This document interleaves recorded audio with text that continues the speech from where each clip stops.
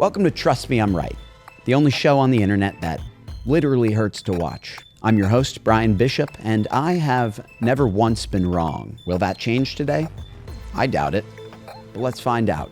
For this episode, some of our viewers wrote in questions. They need guidance with situations in their lives. We're going to go through some of those, and I ain't going to sugarcoat it. Whether you like it or not, what you're about to hear is the cold, hard truth. Let's get into it.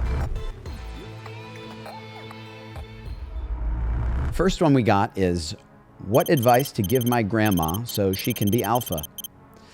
I got a couple ideas here. Right off the bat, posture.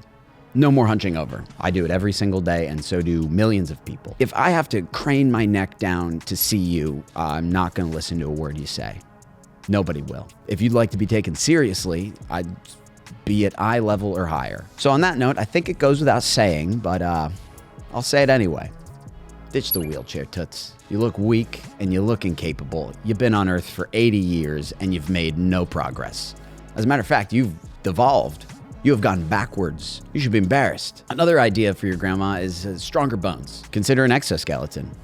Replace her bones with something stronger like titanium, and replace her skin with something like Kevlar.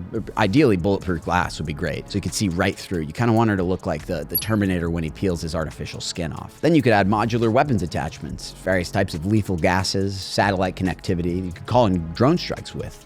Drone strikes are extremely alpha. You could also put a vocal projector in her throat. She'll go from a soft whisper you have to lean in to hear to a constant roar you essentially have to run away from. Every time your grandma speaks, it'll sound like the chief of police trying to negotiate with an armed gunman through the wall of a bank. And that is a grandma I might consider spending the holidays with. On to question number 2. What size should my dick be?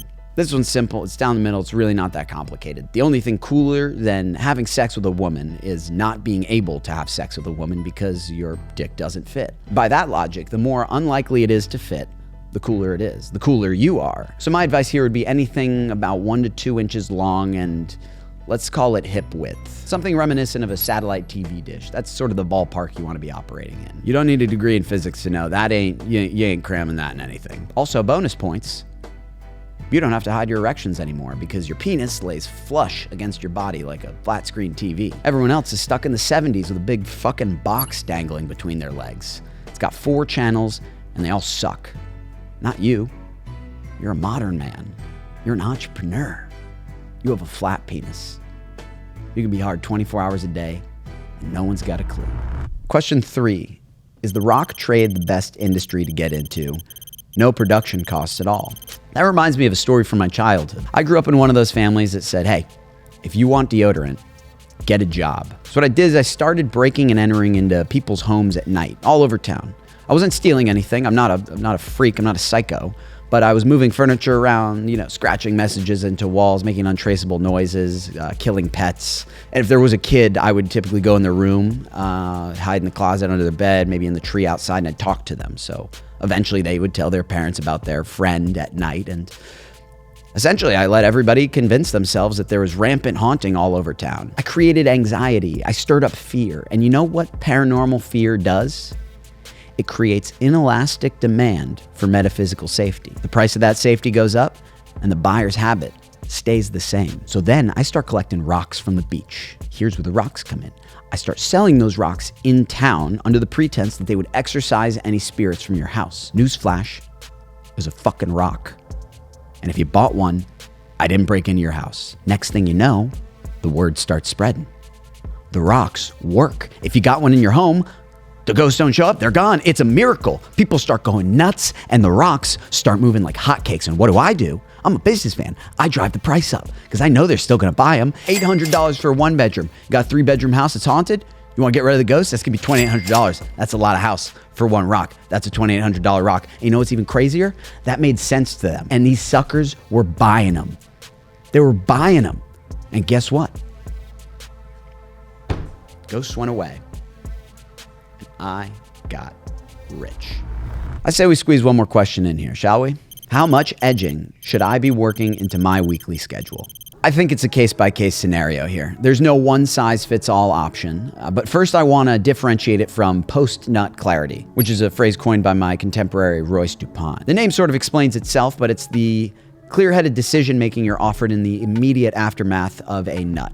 Edging, on the other hand, channels the rage of unfulfilled sexual release like a laser that you can aim at tasks and other people. In other words, it turns you into more of a primal beast than a refined thinker, if you will. So, if you're a bodybuilder, if you're a TaskRabbit, if you're a club promoter, a bouncer, a gravedigger, if you're a police officer specifically enforcing parking and traffic regulations, this is a great option for you. Deep-sea welders, surgeons, and front or back-end developers at tech companies with high levels of privacy regulations, this is not for you. But there's one profession that's not quite as clear-cut, and that's teachers. Typically, they are shaping and molding the minds of future generations. And for this reason, we need them clear-headed at all times. So if this is you, at a minimum, I prescribe, as a matter of fact, I insist that you be busting a nut before every single class. However, if you are a substitute teacher, you are not shaping anyone. You cannot teach them because they do not respect you. They don't want to learn from you. They just want to hurt you. So if this is you and you want to survive that, I highly recommend you edge. As a matter of fact, consider your nuts a retirement fund because I would wait until you're done to do it.